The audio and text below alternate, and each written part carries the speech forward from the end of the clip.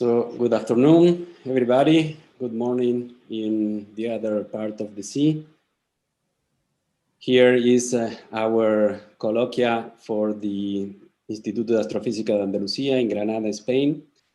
And today we have the honor to present Dr. Andrea Ghez, the newest Nobel Prize in Physics 2020, and she will talk about our Galactic Center, a unique laboratory for the physics and astrophysics of black holes.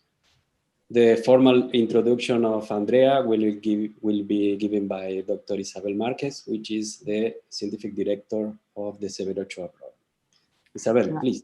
Thank you, Rene. Hello, good afternoon, everybody. Thank you very much for attending this talk, and most of all, thanks to Andrea Ghez. Andrea Ghez is a distinguished professor of physics and astronomy and Lauren Lynchman and Arthur Levin Chair in Astrophysics. She earned her BS from MIT in 1987 and her PhD from Caltech in 1992, and has been at the faculty at the University of California, Los Angeles since 1994, where she heads the Galactic Center group that she founded. She serves on several leadership committees of the Keck Observatory, which hosts the largest telescopes in the world, and the Future 30-meter telescope. Professor Ghez is also very committed to the communication of science to the general public and inspiring young girls into science. And her work can be found in many public outlets, including TED, that I strongly recommend to watch. Professor Ghez is one of the world's leading experts in observational astrophysics. She's best known for her groundbreaking work on the center of our galaxy, which has led to the best evidence up to date for the existence of supermassive black holes. Up to now, she had received already numerous honors and awards, like just to mention a few. In 2008, a MacArthur Fellowship, election to the National Academy of Science, the American Academy of Arts and Science, and the American Philosophical Society. In 2012, the Crawford Prize in Astronomy from the Royal Swedish Academy of Science, and she's the first woman to receive a Crawford Prize in any field. In 2016, she got the Beckerian Medal from the Royal Society of London. And now, very recently, several weeks ago, the Nobel Prize in 2020, when she became the fourth woman to be awarded the Nobel Prize in Physics. As you know, 1/2 of the Nobel Prize 2020 was awarded to Roger Penrose for the discovery that black hole formation is a robust prediction of the general theory of relativity. And the other half jointly to Andrea Ghez and Rainer Genzel for the discovery of supermassive compact object, now generally recognized to be a black hole in the center of our galaxy. Her work on the orbits of stars at the center of the Milky Way has opened a new approach to studying black holes. And her group is currently focused on using this approach to understand the physics of gravity near a black hole and the role that black hole plays in the formation and evolution of galaxies. Advances in high-resolution imaging technology enable Gez's work, and her group continues to work on pushing the frontiers of these technologies forward. It's a true honor and an exceptional opportunity for us to have Professor Ghez at our institute, although in virtual format. And we thank her enormously for accepting our invitation in the framework of the Severo Ochoa program at the IAA. At the end of the talk, we will have some time for a discussion that will be chaired by our colleague at the IAA, Rainer Schödel, who has collaborated with Professor Ghez for years. As you know all, Andrea Ghez, we talk about our Galactic Center as unique laboratory for the physics and astrophysics of black holes. So thank you again, and obviously an enormous thank you, Professor Ghez, and welcome. Thank you. It's a true pleasure to be sharing this work with this audience, as you said, because I've been collaborating with Rainer Schödel for so many years on this topic. So the work that's been recognized is a project that has been ongoing for the last 25 years with the Keck telescope. And with the Keck telescope, we've been able to discover stars that are close enough to the center of the galaxy that can reveal, through tracking their motions, the presence of a supermassive black hole. And this has given us great evidence that these exotic objects truly exist in the universe, and a wonderful laboratory for understanding the physics of black holes, in particular, how gravity works near a supermassive black hole, as well as the astrophysical role that they play in the formation and evolution of galaxies. Now, to begin,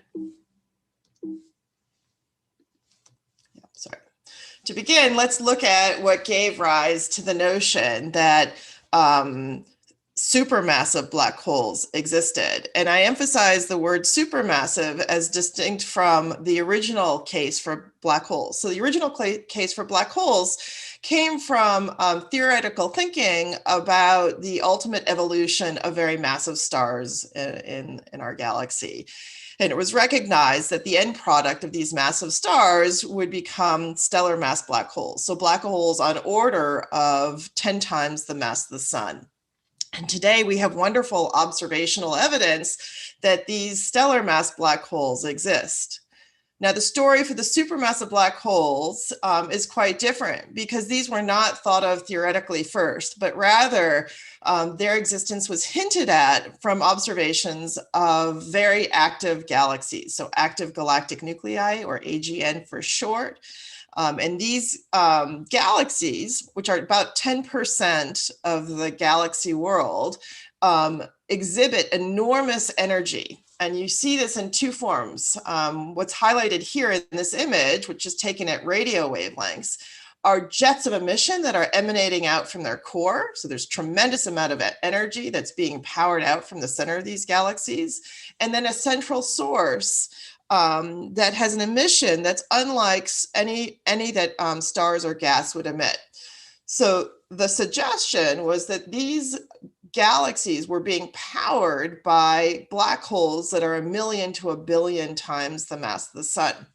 So this is an indirect argument.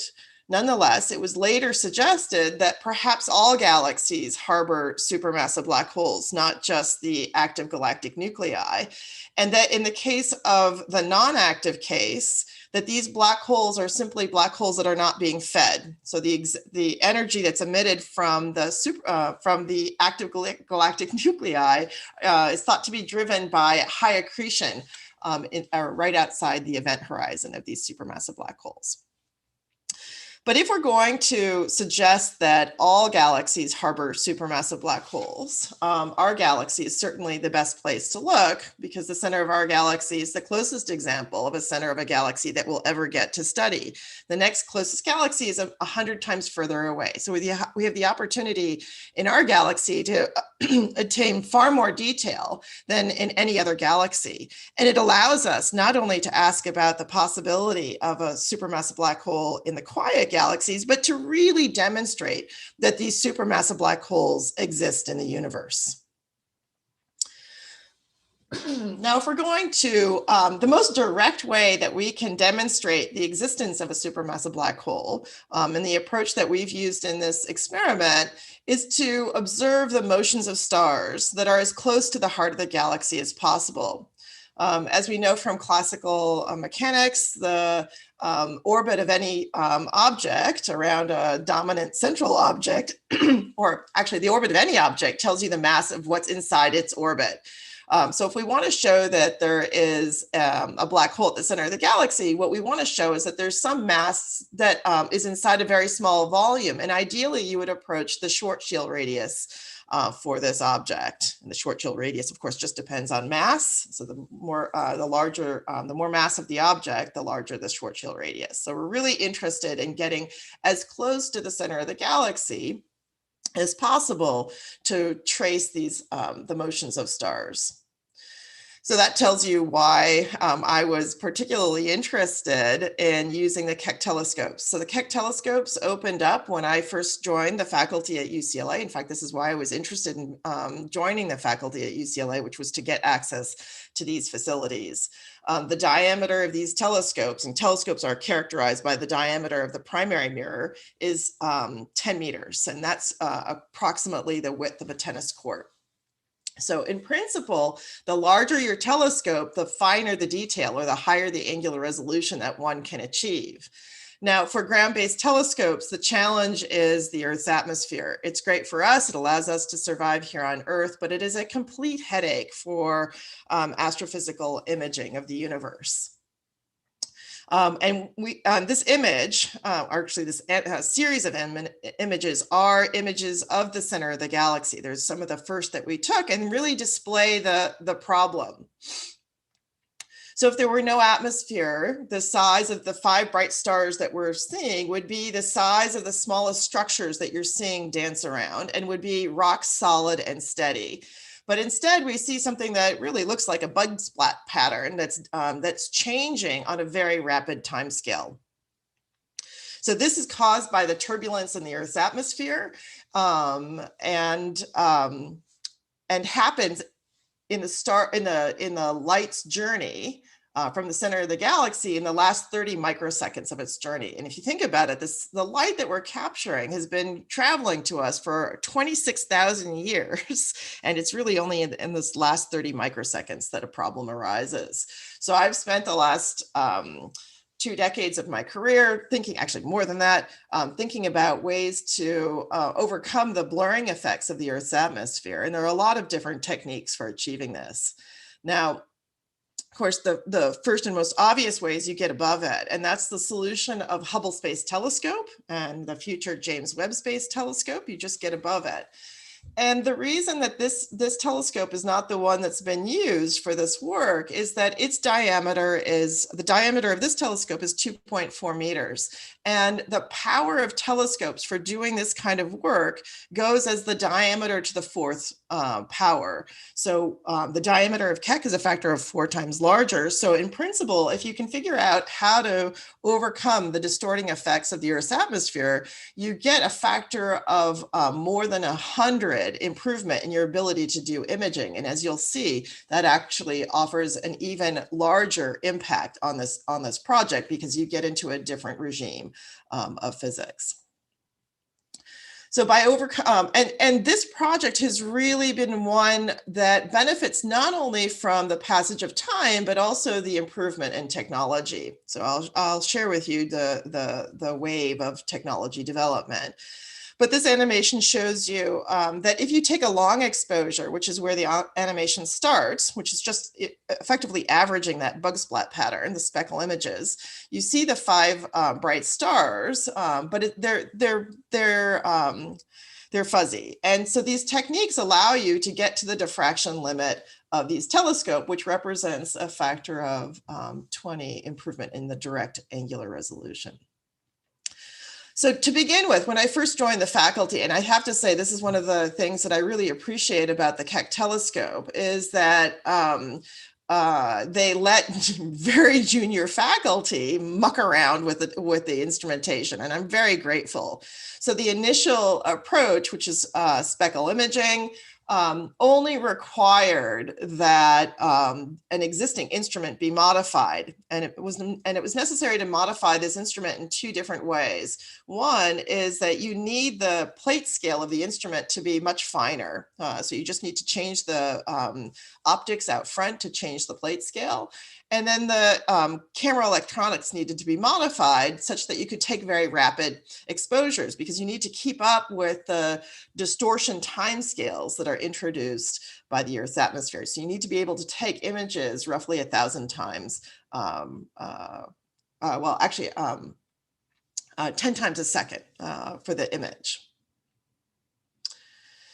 Okay, so in the beginning, we use this technique of speckle imaging, and speckle imaging is effectively an interferometric approach where you think about coherent cells in the atmosphere, and it becomes you can think of every pair as if it were a Young's double slit experiment. So that creates an interference pattern. And in fact, that's the way we had intended to analyze the data initially, but it turned out that it was more straightforward to begin with to just do something called shift and add. In other words, you treat each speckle as if it were a diffraction limited picture, and you shift all the images to line up so that you get something that appears on the right. So on the left, you see the specklograms. So these are taken every 1/10 of a second. And on the right was the original shift and add. And I have to share with this audience, in particular for the students on the call, that in fact, when we first put in this proposal, the telescope time allocation actually turned it down because they didn't believe that speckle imaging or any of these high resolution imagings would work at Keck, and for reasons I can follow up later. But I'm very grateful to colleagues for loaning me a telescope time. And of course, that's a big loan because telescope time, the operational cost of this telescope is about $100K per night. So this was a huge investment in demonstrating that this technique would work. And it worked better than we could possibly imagine. So in fact, on the right, we see the original shift and add for one evening. And then, actually, let me show this on the next here. Now we're seeing the speckle shift and add images, which happened for the first decade. And I'm just showing you one a year. And I have to say, I really love looking at this image because the original criticism was not only would speckle imaging not work, but we wouldn't see stars. And even if we would, we wouldn't see any motion. And you don't need any fancy computer program to see that these stars are simply hauling. And you can probably identify my favorite star in the universe. Its name is SO2, and it's hauling around here. So we'll come back to SO2 in a moment. Now, the intent at Keck had always been to advance more sophisticated high-resolution imaging techniques, and that's that of adaptive optics. So as this speckle imaging experiment was going on, there was a parallel development of adaptive optics. And this is a very nice animation that shows how adaptive optics works. So adaptive optics, the idea here is rather than in post-processing trying to remove the distorting effects of the Earth's atmosphere, you're going to do it in real time in hardware. And this is a technology that the astrophysics community was developing, but in fact, the military community had a big leg up because, of course, they also care about seeing through the atmosphere both up and down. So in the 90s, this technique was declassified by the military because the astronomy and astrophysics community was really catching up. And of course, they have far more money to develop these things than our community could possibly dream of. So there was a big step forward when this declassification happened. And then it was simply a matter of applying this technology to astronomy. So what we're seeing here is an animation of how the light comes through the telescope. In this case, the instruments are mounted behind the primary mirror. There are a lot of things that don't actually happen, like the walls of the dome disappearing in the telescope. And we're about to see the walls of the instrument disappearing. So in the first depiction here, we're seeing the way in which the light travels through the system. And the key piece is actually what's known as the deformable mirror. So this is a mirror that is a re-imaged mirror, a re-imaged place of the primary mirror, and it's in the top right. So this is where the action happens. This mirror moves at 1,000 hertz, so 1,000 times a second. And it's what allows us to correct the distortions that are introduced into the wavefront. So we're seeing wavefronts now coming into the through the system. Because of the atmosphere, they look like, I like to say, crinkled potato chips. And then the deformable mirror takes the opposite shape to what the atmosphere has imposed on the wavefront, such that they're flat pancakes again, and you get the diffraction-limited picture. I mean, that's in principle. So today, at the Galactic Center, the performance is such that you correct roughly 30% of the mistake, but it still allows you to get a diffraction limited core such that you can see the stars. Now, one of the important aspects of adaptive optics is that you need to be able to look at some bright source in order for you to know how to move your deformable mirror. So initially, the idea was to find a bright star such that you can tell how to move the deformable mirror, but it turns out there are very few stars that are bright enough to give us sufficient information on such short timescales. So this technique became much more powerful when we started using lasers. So you see these two lasers. This is actually not a altered image. It's a long exposure image because your eye won't detect this, but this is a 30-second exposure that allows us to see the laser light. And what we're doing here is we're taking advantage of a fluke of nature. So it turns out that meteorites deposit sodium atoms in a very thin layer of the atmosphere up at about 90 kilometers. And because of the structure of the Earth's atmosphere, it gets trapped in a very, very thin layer compared to the height. So in 4 kilometer width at 90 kilometers, there's a band of sodium atoms. So what's done here is that we shine a laser that's tuned to a transition in the sodium atom such that those sodium atoms shine like a bright artificial star. And it's that star that we use to correct the atmospheric turbulence. This was an evening when we had telescope time on both Keck 1 and Keck 2, the two telescopes. So each telescope has its own adaptive optics system. So ironically, this looks like two giant laser pointers pointing to the direction of where the center of the galaxy is. Now, I meant to mention before, one of the wonderful aspects of the collaboration that I have with Rainer Schuttel and his former grad student, Lolly, was to actually go back to these early speckle images and to improve our analysis, because you can see with adaptive optics, which is seen on the right. So this is just that small box that we were looking at before. So we track a much larger area of sky. So you see SO2 on the right, you see SO2 much more clearly. This is just actually rocking back and forth. But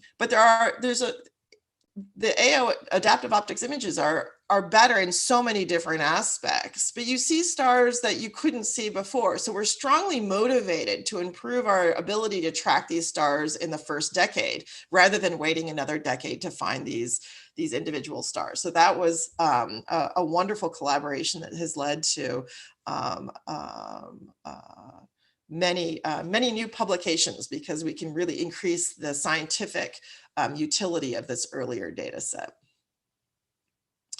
Now, adaptive optics allows us to do many things. I mean, as I said, it improves the image quality, but it also, for the first time, allows us to take spectra of these stars. The instruments that we use, because of course you're using the detector real estate for different purposes, have a much smaller field of view. So not only do you have to expose for longer, but you don't get as much of the sky. So it's it takes a lot more telescope time, but it's incredibly powerful, because with these spectra, you can measure absorption lines and see their Doppler shifts and more, as I'll get to. But effectively, to begin with, what we were interested in was the missing third dimension of motion. So the images allow us to measure the motion in the plane of the sky. So you get 2 dimensions there. And then the spectra opens up that third dimension that was missing for the first decade of the work. It also, for the first time, allows us to understand the astrophysical nature of the sources. And this is where, in fact, many surprises have come. In a sense, we started with a very clear question that we were trying to test. And in fact, I think we've not only answered that question, but we've raised more questions than answer once the spectroscopy has come online. Oh yeah, so I wanted to note, I mean, there's all sorts of things to comment on this project, but I thought it would be interesting to note that technology has impacted this, the progress in technology has impacted this project in a large number of ways, not only in the ways in which we can correct for the distorting effects for the Earth's atmosphere, but it also affects it's affected the way that we actually use these telescopes. So when we began this project in the early 90s, we would actually go up to the summit, up to 14,000 feet or 4,000 meters.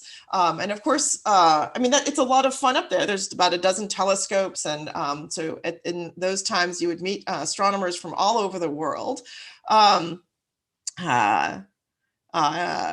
it's an interesting place to work because, in fact, your brain doesn't work very well up at that altitude. And there are many funny stories about debates that we would have with a student. Actually, I'll just share. My favorite one was with my first grad student, who's shown here in the blue T-shirt, which is we debated about what 128 divided by 2 was, just to share with you the degree to which the altitude can affect your ability to think.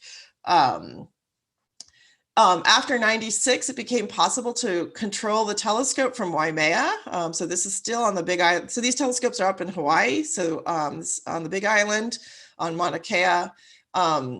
After 96, it became possible to control the telescope from the headquarters, which is in Waimea.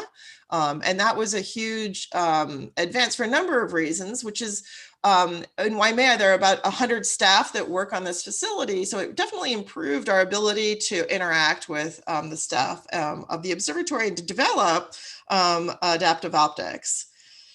About 10 years ago, it became possible to control the telescope from UCLA. And of course, with every advance, you gain something and you lose something.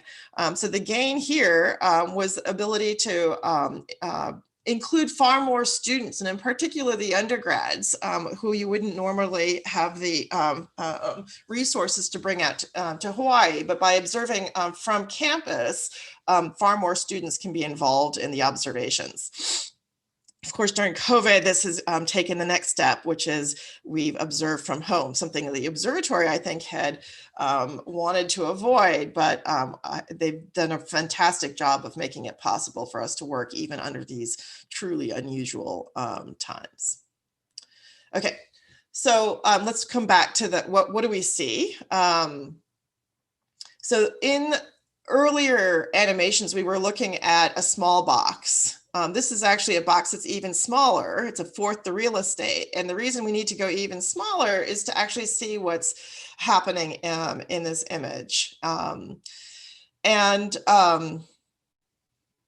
You can see why SO2 is my favorite star. It's the star that has full, as I'm going to comment on in a minute, full orbital phase coverage with both images and spectra. So the coding that's in this animation is that if you've been seen in an image, you're trailed by a dashed line. So you'll notice there are some stars that just appear, and that's because adaptive optics allows us to see stars that are much fainter than the first decade. So it's not that the stars are turning on, but rather our technology, the depth of our technology has improved. And then once a star is trailed by a solid line, we then have the technology or instrumentation that allows us to get the spectra, which allows us to measure the motion along our line of sight. So SO2 really has the most power. Okay, now let's look at what this looks like in a data form rather than an animation form. So on the left is the orbit,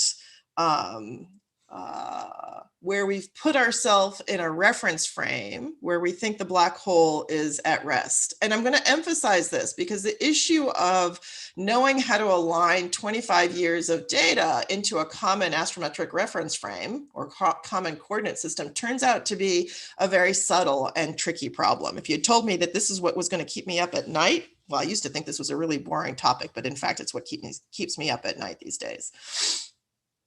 On the right, we see what comes from the spectroscopy, or what's known as the radial velocity, or rather, the velocity along our line of sight. And you can see the tremendous changes that have occurred over the last 10 years, roughly. And in fact, our earliest point, when we first made that measurement, there were no lines that we could see. So it was only actually in retrospect that we've been able to pull out this line, because obviously you could see that that was actually a very important moment. The orbital period of the star is 16 years. And that was really surprising. Oh, I should have mentioned this actually earlier on this talk. Initially, we were not thinking of orbits. Nobody was thinking of orbits because remember, people didn't even think that we could take the images. So we were really only thinking about measuring velocity on the plane of the sky, and that was radical enough. But once those first images came along, it became clear that velocities, which was, velocity dispersion gives you a statistical measure of what's inside their orbit. It became clear that this was going to work out very well. And in fact, even when we were announcing the velocity dispersion results, people were very skeptical and had all sorts of ways to suggest that these stars could be moving at the speeds that we were seeing.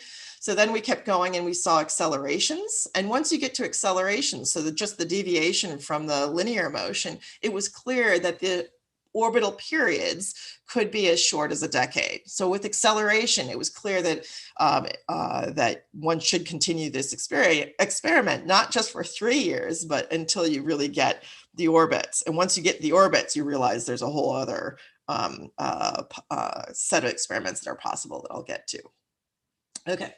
So in the beginning, when we started this experiment, it was known from other work, in particular the work of Charlie Towns and others, that there was 4 million times the mass of the sun inside a region that was quite large. In fact, so large that they were very, well, it just wasn't possible to claim that there was a black hole at the time. And what this experiment has done, in particular, by the time you get to orbits, it has shown that that this mass of 4 million times the mass of the sun is confined to a volume that's a factor of 10,000 times smaller, and that corresponds to a scale of roughly the scale of our solar system. So really, this is now providing us with the best evidence to date for the existence of supermassive black holes. And there are a lot of different ways of saying this, but if you think about density, which is just mass divided by volume, then we've increased, you've got that factor of 10 to the 7th. And on the left here, we have a graph where candidate supermassive black holes were compared. And you see with the red line where we've gone from the beginning of the experiment to just velocities. Halfway up to orbits is where you were with acceleration. And then the orbits, you're way off the chart.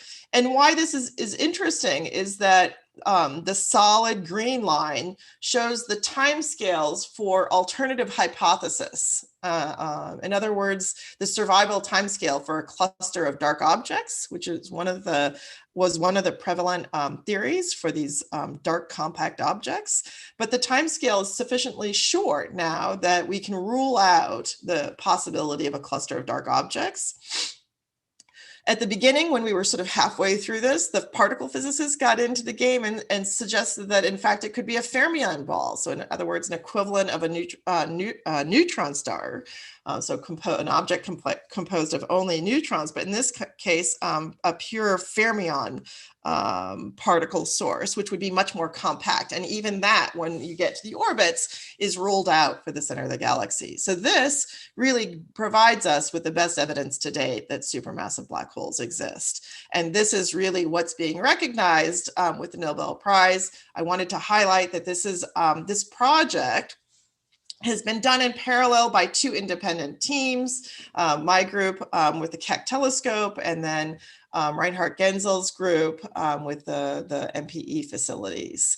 And it has been incredibly helpful for there to have been 2 groups. There's nothing like competition that keeps you on your toes. It also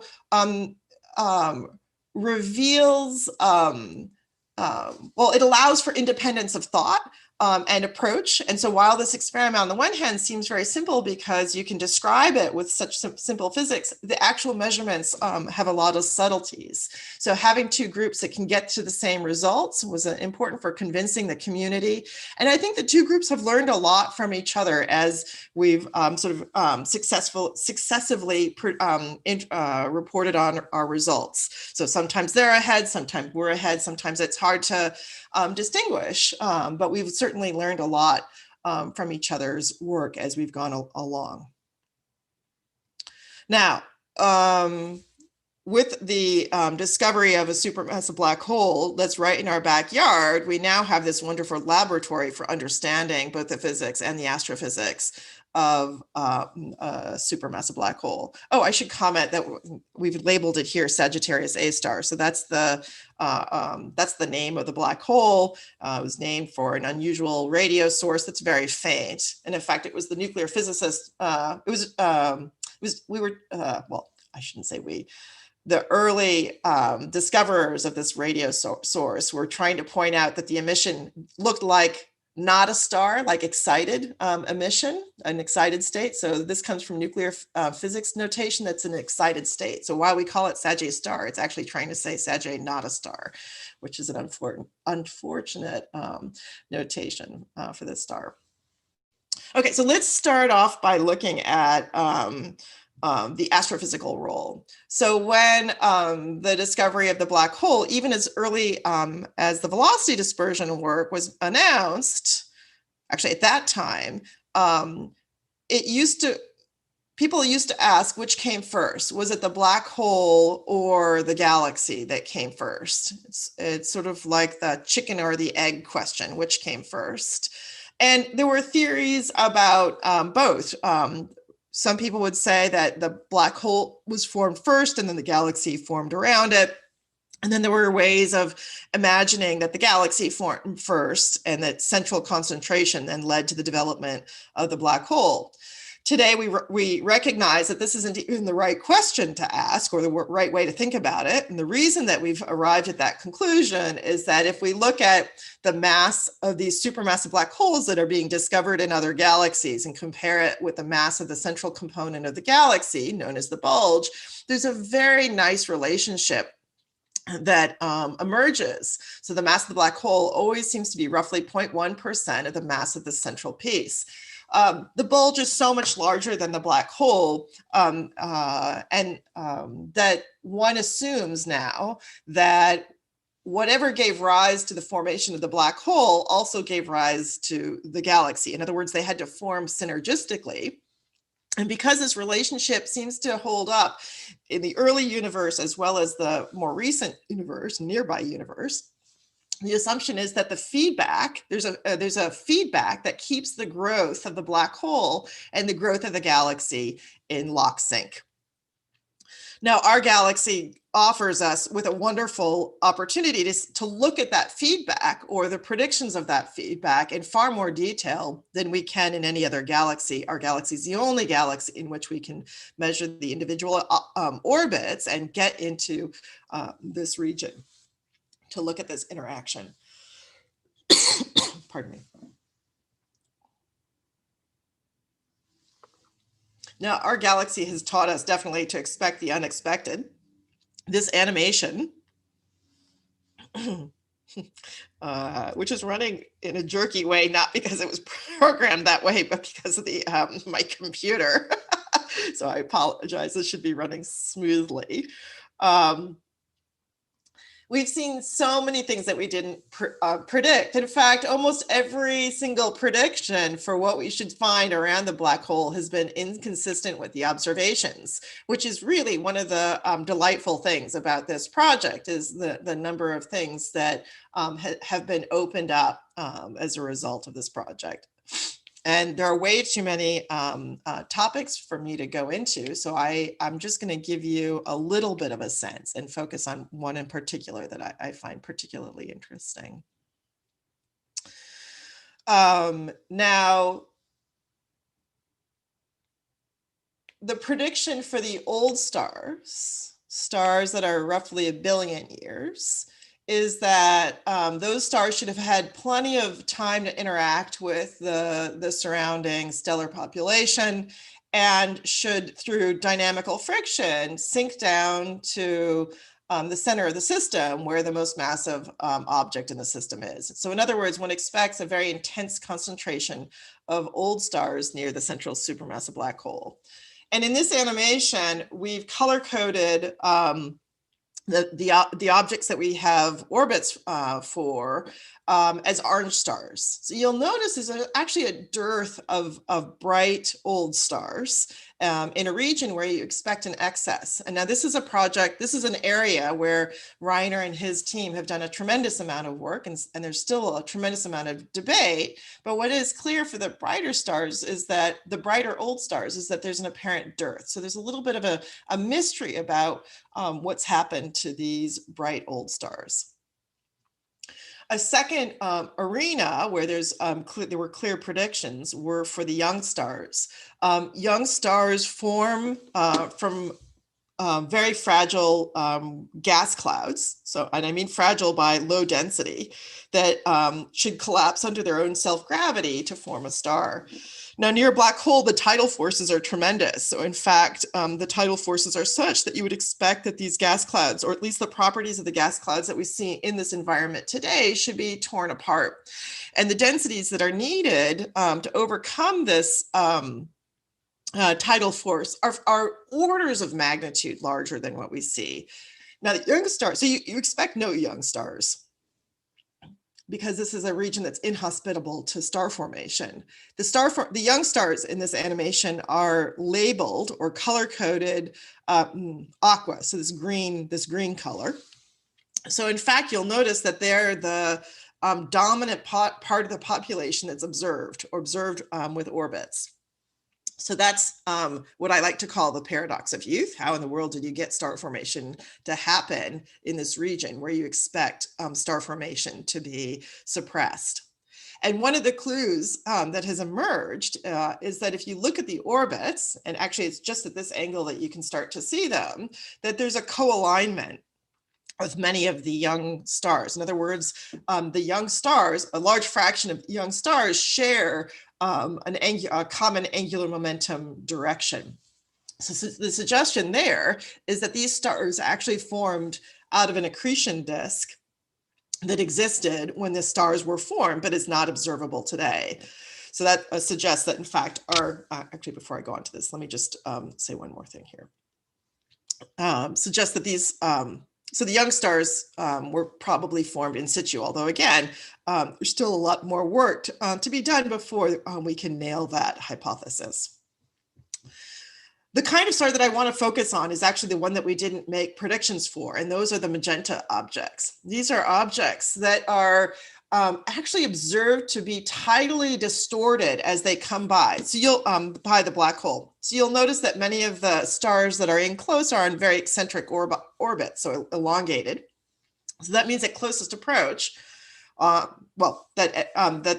stars experience a furthest approach on one side that's much more distant from the black hole than at closest approach.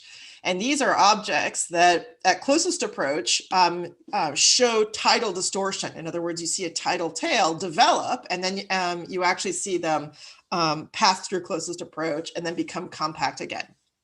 So that means there's some tidal interaction that's observable.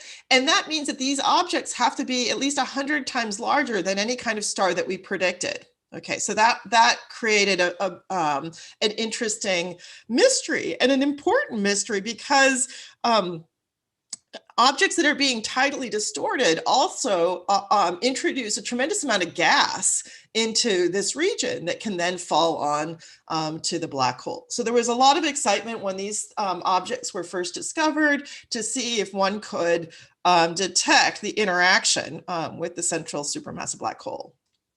And here I just thought, oh, actually I managed to do, okay. Well, we're not going to see this animated because I forgot to check this one. But the black hole is this red thing. So this is the presumably emission that's coming from a very small amount of accretion just outside the event horizon. And it varies all the time. You definitely see it. Now that adaptive optics has come online, you see this varying at very rapid timescales. So when it's varying all the time, it's really important that you have the tools for knowing if it's varying in a different way. So I just thought for the fun of it, I would mention one of the fun outcomes of this, and this is almost for Reiner's sake. So a colleague of both of ours, Leo Meyer, had come to work with my group and then went to the finance industry, came back, and then went back to the finance industry. So we had somebody who had been exposed to how the financial community deals with highly variable sources and methods for understanding whether or not a different state is emerging. Of course, that's really important in the financial world. And the black hole light curve, so the brightness is a function of time, really looks a lot like tracing any stock price. So we had a wonderful collaboration that developed between the UCLA Business School and Leo to understand whether or not we could have a very robust statistical measure of whether or not the black hole had changed its state due to these objects that were tidally distorted and perhaps losing a tremendous amount of matter to the black hole. Today, it's not clear that has actually happened. So this is you really need a tremendous amount of data to demonstrate that that's happened. So there's no strong evidence. But what has become interesting is to think about how do you get objects that are large enough to become tidally distorted. And one of my favorite hypotheses that we're exploring is the idea that these stars are inflated because they're the product of binary stars. So a pair of stars that was orbiting around itself and then orbiting as a pair around the black hole. And there are three body effects known as the Kozai-Lidov effect that can actually drive basically exchanges angular momentum between the small orbit and the large orbit. And this can drive the pair of stars to merge. This would definitely produce a mechanism to explain what's being seen. And it actually may produce a mechanism to explain some of the other mysteries that we're seeing in the stellar population at the galactic center, as well as providing a connection to the gravitational wave community, as this community are seeing stellar mass black holes that are much larger than expected, and they're seeing mergers that are happening at a rate that's much higher than was predicted originally. So this is suggesting that the interaction with the central supermassive black hole at the center of galaxies can provide a mechanism that perhaps explains both what we see here as well as the gravitational wave sources. This all suggests that binary stars can survive in this unusual environment. And so today there's a tremendous amount of work that we're doing to pursue the population of binary stars. And in fact, the existing data set can be just reanalyzed in a slightly different way to pull out the binary star signal in the three different ways that binary stars can be probed, both through their light curves for eclipses, through the radial velocities for radial velocity variations, and then from images from astrometric binaries. And today, all three techniques are revealing the presence of companions that could in fact drive these mechanisms. Okay, so there's a tremendous amount more that one could say about this environment, and it's been, as I say, tremendously fun because so much of what's been observed has been unexpected. Now, I'd like to end with the new probes of the physics of black holes with these stars. What became so exciting once we understood the shape of these orbits was that they could provide, in principle, very interesting probes or new probes of how gravity operates near a supermassive black hole in a way that had not been probed before. So as this classic graph shows, near a supermassive black hole, general relativity predicts all sorts of interesting effects, including the mixing of space and time that can be probed by precise measurements of the orbits. Now, you're ready to do such tests once you've seen an orbit go all the way around once. And it's essential that you have a complete orbit because you need to know the shape of the orbit. In other words, or another way of saying this is you need to know exactly where in space-time this object is. So the first time around gives you the geometry of the orbit, and the second time around allows you to start testing the predictions of Einstein's general theory of relativity. There are two tests today that are within reach, and then there is a third test that's possibly reached with the next generation of telescopes. So what I'd like to mention today are the two tests. And you can think of the two tests. The first one, the one that's accessible first, is what's known as the relativistic redshift, which is a description of how the photon is affected by the curvature of space-time. In other words, the photon loses energy as it has to climb out of the gravitational well. So that's known as the gravitational redshift, because it's losing energy. The shift is not all just to the motion, but rather there's an additional shift in the wavelength solution that comes from this relativistic effect. And that's best measured at closest approach. So in other words, the second time it reaches its closest approach, you really have an opportunity to make that measurement. That happened in 2018. So for a long time, I used to say we were 2018 or bust. And then the second test that you can get to is the precession of the periapse. And this describes how the object itself is moving through space-time. So recalling that the relativistic redshift was looking at how the photons move through space-time. This is actually looking at how the object moves through space-time. And what relativity predicts is that rather than coming back to the same place, the orbit should actually overshoot. So there should be prograde precession. So it's like a kid's spirograph pattern, but the shift is very small. And in fact, it's a signal that gains strength as you come out of this second round of closest approach and becomes strongest once you get to the second apoapse passage. So we're kind of in the regime right now where this signal is emerging. So this animation shows you the gravitational redshift. On the top here is the model of the Newtonian redshift. In other words, if this is just the classic Doppler shift, and this is the extra term that comes from the relativistic redshift. So it's about 200 kilometers per second on top of an amplitude of about 6,000 kilometers per second. But you can see it's happening when there's a tremendous change in the Newtonian shape. So you really have to nail the shape of the orbit. In fact, that's your largest source of uncertainty, is not the measurements at closest approach, but rather your knowledge of the shape of the orbit. Nonetheless, on the right shows the results that came from our work. And you can see, you nicely see the extra term. So if Newton was right, you'd see nothing. Einstein is right, you see this dotted line, and then the green is our model and a 1 sigma error bar, and the gray is 2 sigma. So it nicely confirms Einstein's theory of general relativity.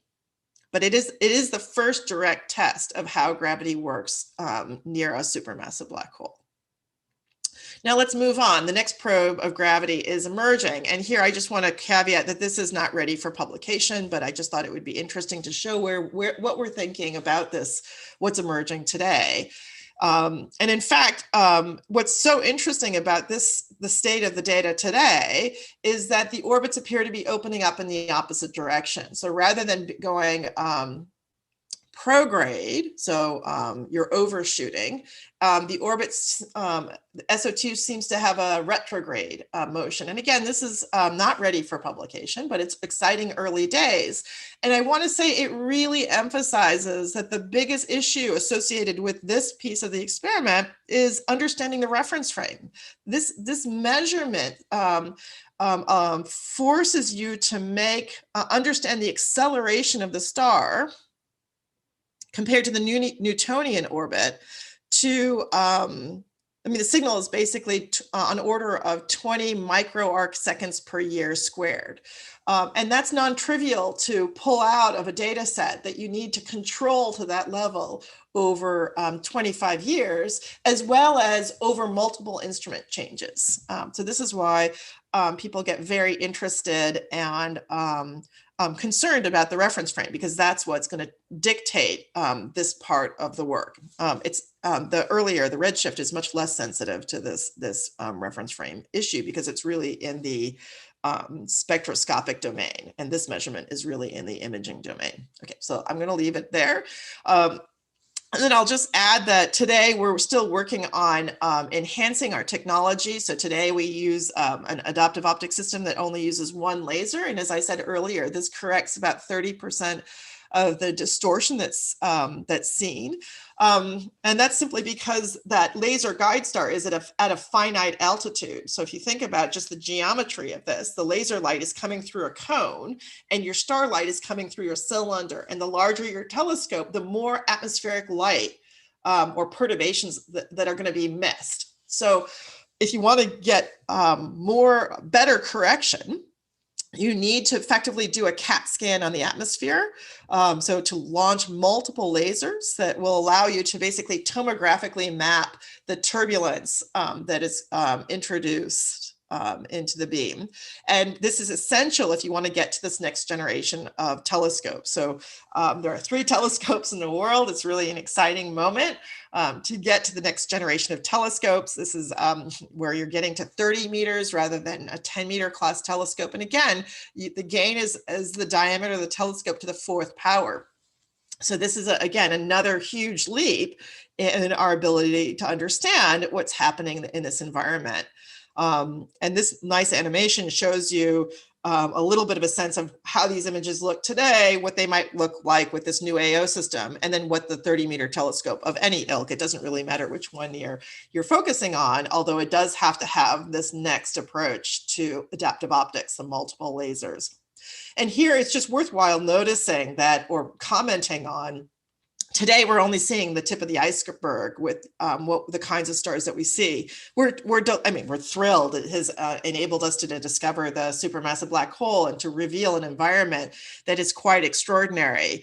But it's important to recognize you really are only seeing the brightest stars in the system. So while they are unusual, it might be like trying to understand the economy by only looking at the largest exchanges and ignoring the smaller exchanges. So if we want to understand how a star like the sun is at the center of the galaxy, we really need to get to this next level of facility.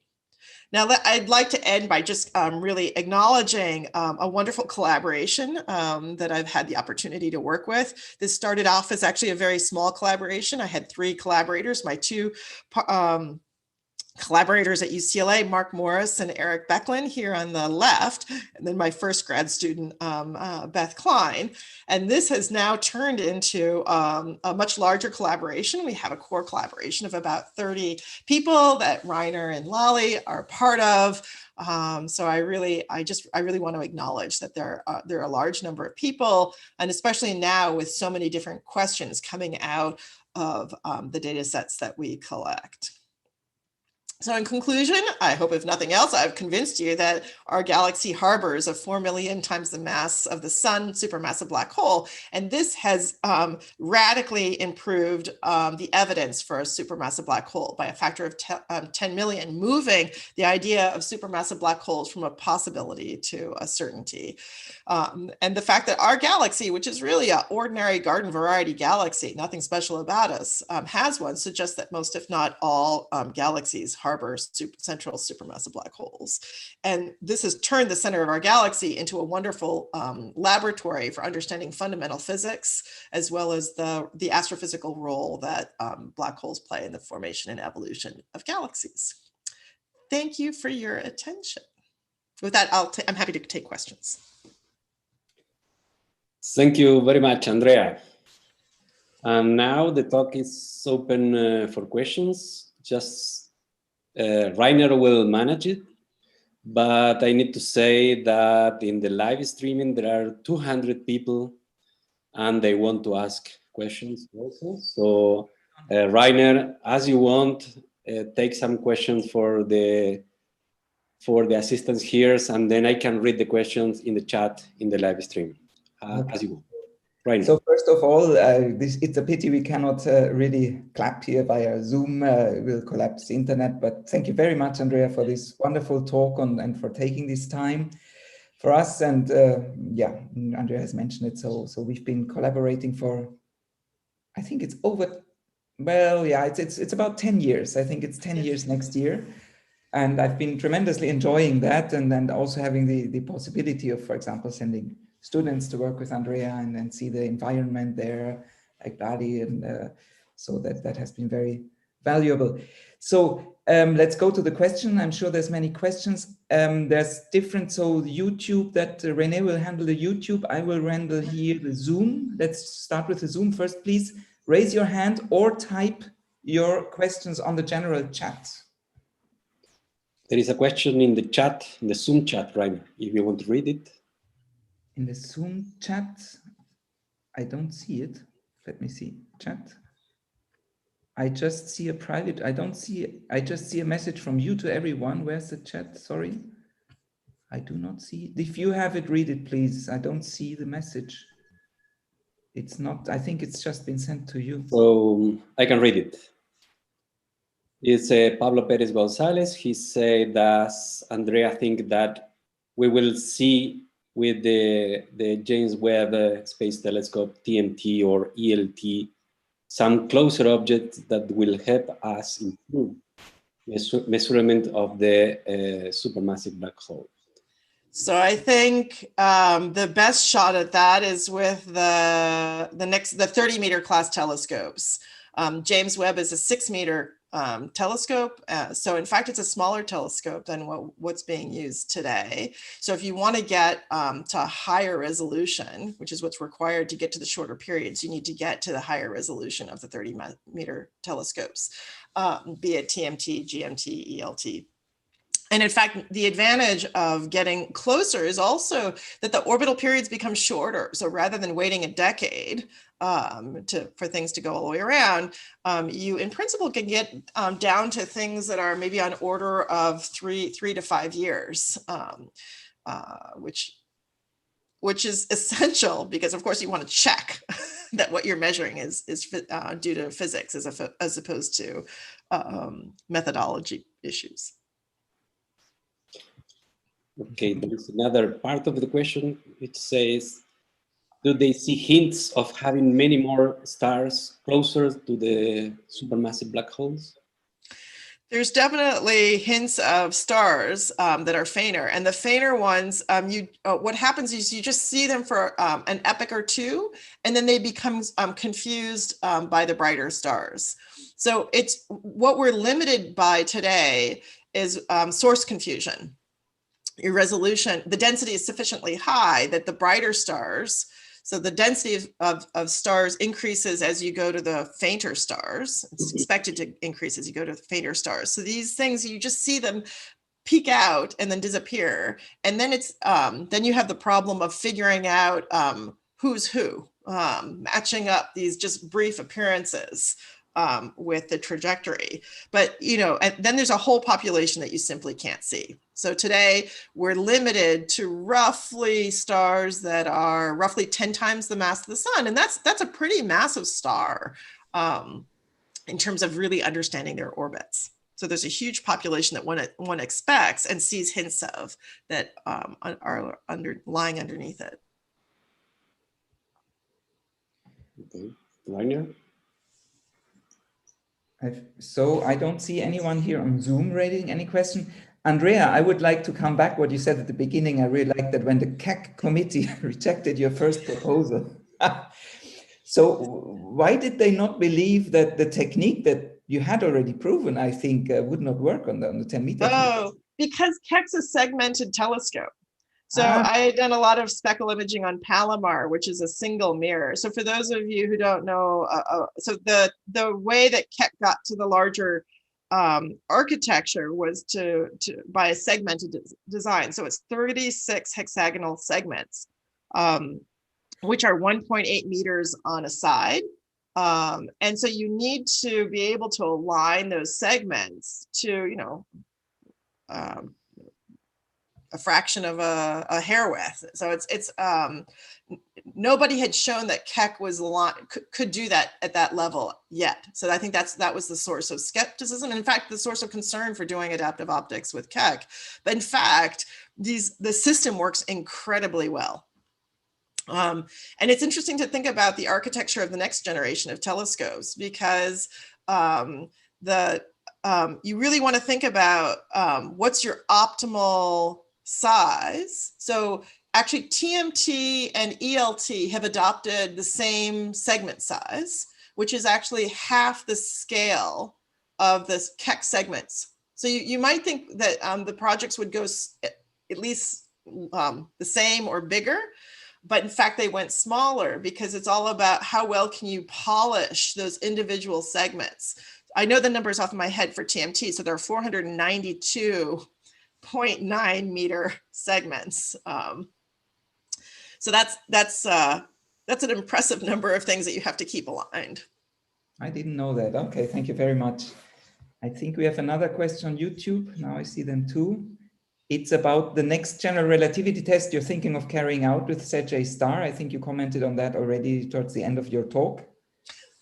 Yeah, well, the other test that's really interesting is to try to get to the spin of the black hole. So black holes are remarkably simple for their complexity. They only have three properties: the mass, the charge, and the spin.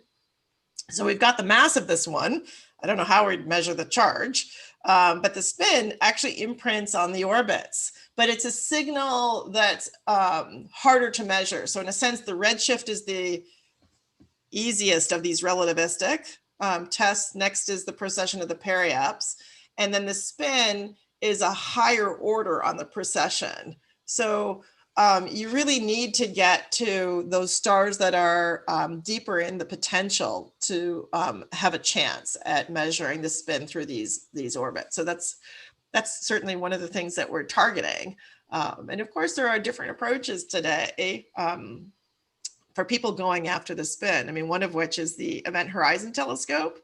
So this is one of the original ideas about testing GR with the Event Horizon Telescope. But the interesting thing about that project is that you actually need the mass and distance to the black hole from the orbital experiment. So you need to measure it precisely enough such that that experiment then can reveal a different approach to understanding how gravity works.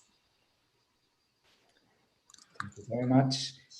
Here is a question, whether you can give some tentative hint on the future of SO2 as it keeps orbiting the black hole, and whether it may ever escape by some disturbance, I guess. Yeah, I mean, it's interesting to ask. I guess to answer that question, one expects that a star will fall into the black hole or get disrupted by the black hole and then fall in. Espérame, no sé cómo quitar. Sorry. Once every 10,000 years. So in fact, all these stars are expected to be pretty undisturbed, especially at this level. At the level of TMT or ELT or GMT, one might start to see the perturbations for the stars that are fainter. So it's, again, something that we expect to see. But I think it would be very surprising to see a star like SO2 alter its path over its lifetime. We have one, sorry? You have a one raising hand here. Yeah, so I've two, okay, several questions now. We have a quick question maybe, okay, on YouTube, the last one on YouTube, then we go to the Zoom question that popping in now, about whether you have any information about whether Event Horizon Telescope will come up with an image for Sedgwick star. So that's a super interesting question.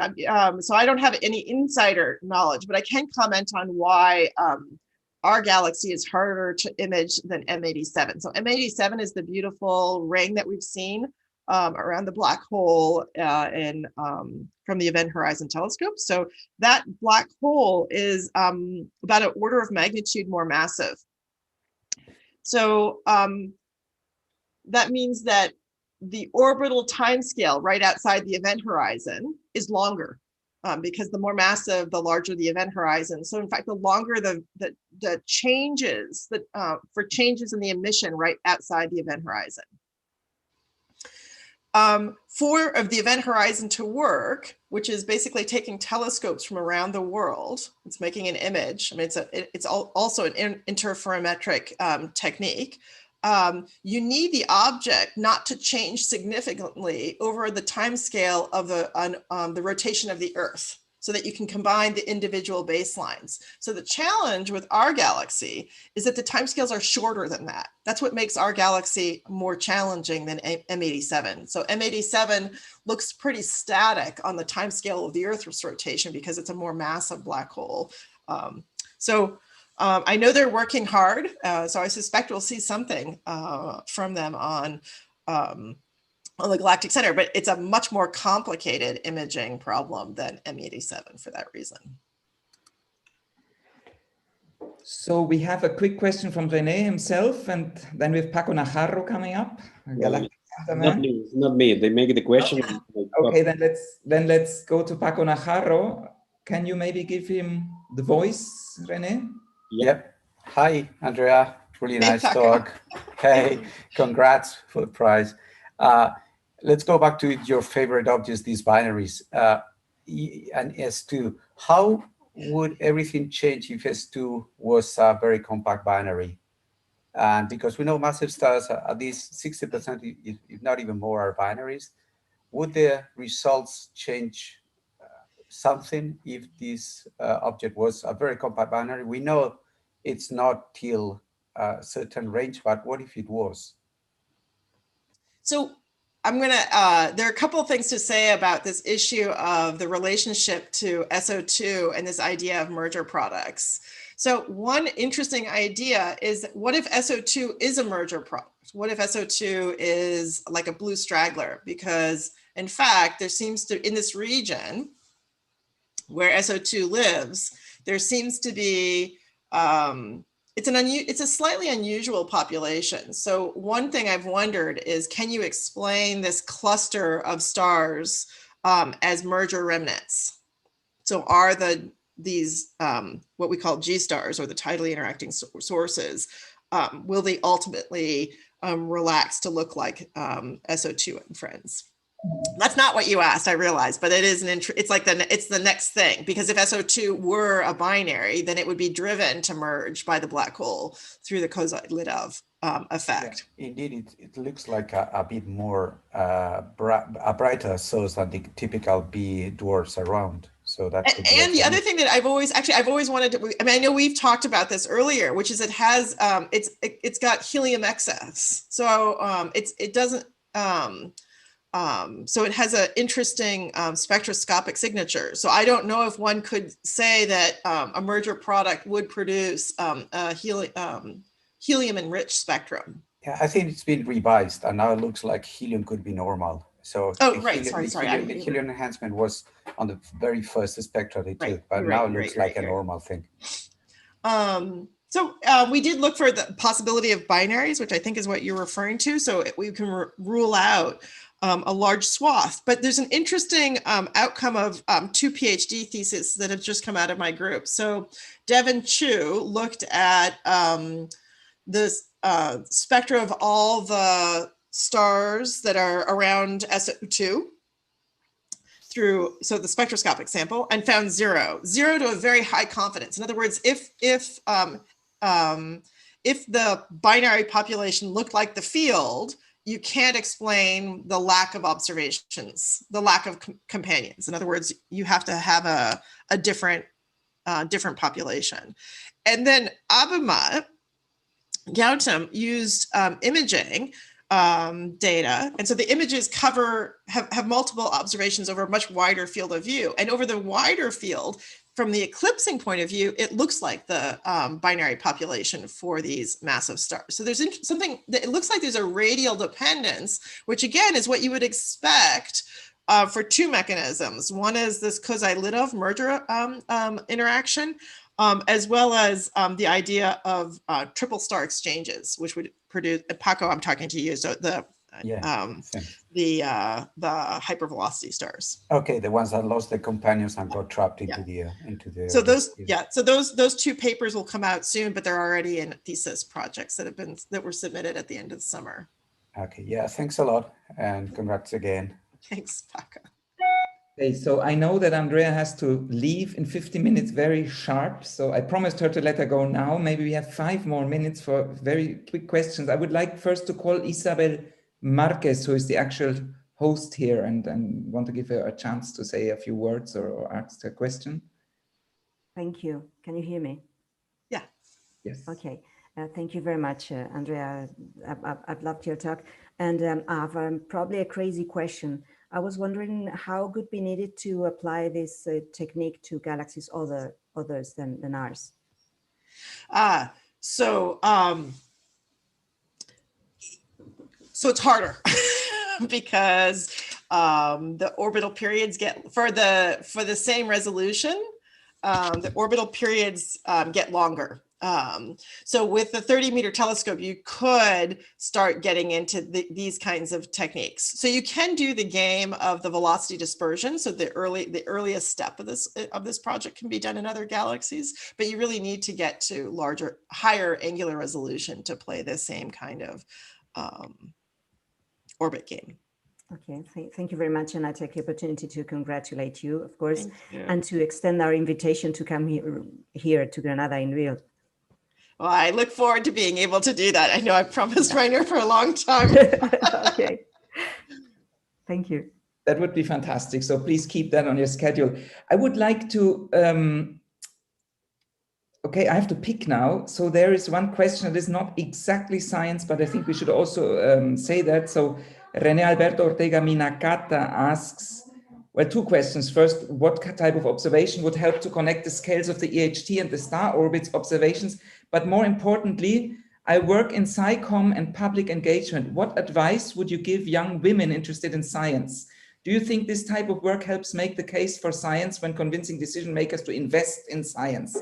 So it's like 2 politics questions about investment and about, of course, getting a better balance. So let me see if I can take that in reverse, because and then maybe you'll have to remind me what the beginning was. I think one of the great opportunities of being awarded the Nobel Prize is that it highlights the science and the technology that was used. So in terms of convincing policymakers that this is interesting and exciting, I think that definitely, without a doubt, that's a great opportunity. So I see these things as huge. It comes with a lot of responsibility and opportunity. So the responsibility is that one actually should be engaged in that kind of public engagement of science, but it is offering those opportunities. So then the second question was about young women and advice. I guess the advice I like to give, and I think this advice works for everyone, is I think it's super important to find what you're interested in and passionate about. All of this, basic science is hard work, so you better be passionate about it, because some days it's just hard work. And then the other piece of advice is keep exploring, because you only know, you only know what you know. And so, there's, I think, a piece of, I like to talk about thinking about life in 3 sections. There's a section that we should invest in the things that we love, a section in which we should invest in exploring new things so that we understand perhaps a bigger picture of what's the bigger picture of possibilities. And then the last piece is, helping others do that, to give back so that the next generation can find their passions in life. And I think that, that give back can start really early on in our careers. So that's my advice for everyone.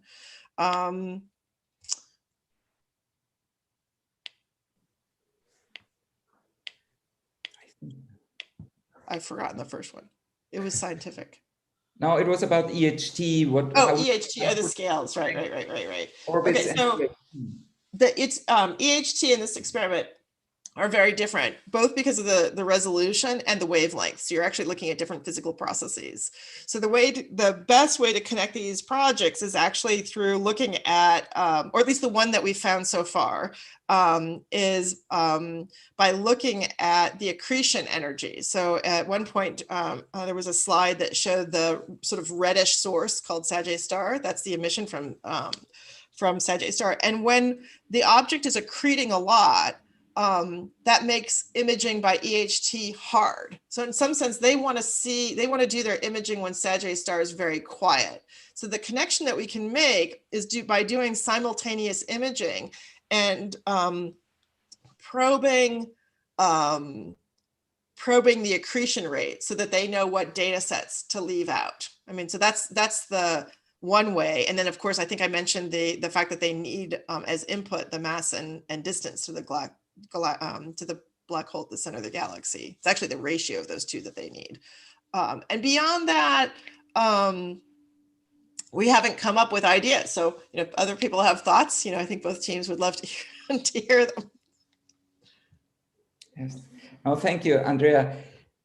Are you here? Yes. I think two very fast things you need to leave. So Lali loves your talk. She says hi, and she would briefly know the limit of masses of stars that one could access with the next generation of telescopes with an ELT or a TMT.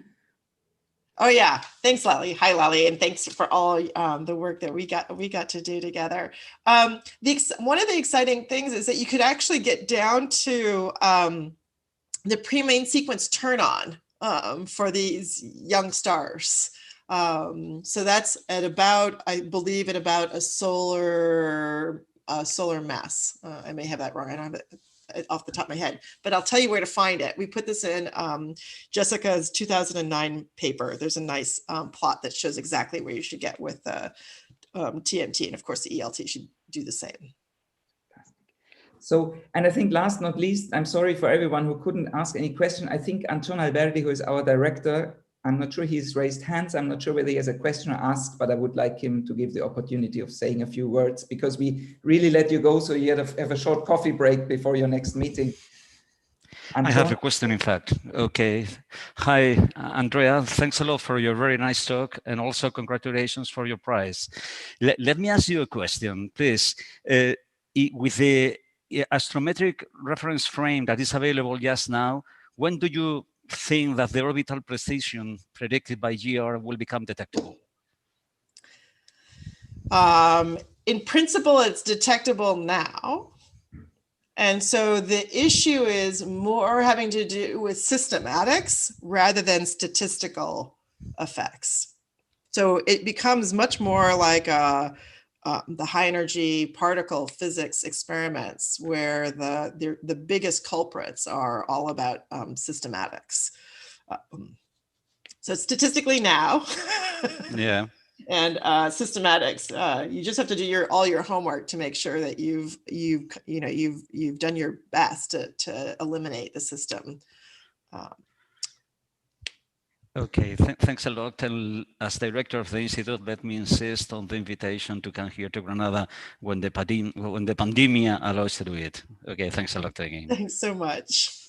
Okay, so I think we have to wrap up now because Andrea, I think, urgently needs a little break in her busy schedule. So Andrea, thank you very much again. Please come. You have a big dinner waiting for you in Granada. And thank you very much for all of you for participating. My apology for those of you who couldn't get their questions through. Andrea, I think we got almost to 300 participants with about 100 via YouTube and then 200 via, no, 200 the live stream on YouTube and 100 via Zoom. No, so more than 100, 110 by Zoom. Yeah. Yeah, I saw even 150 in one moment. So, but so discounting multiples, I think we had roughly 300. So thank you very much. Thank you everyone for listening in. Thanks, Andrea. Have a very good day and hope to meet you in person soon again. And thank you. Bye. Okay, bye-bye. Thank you very much.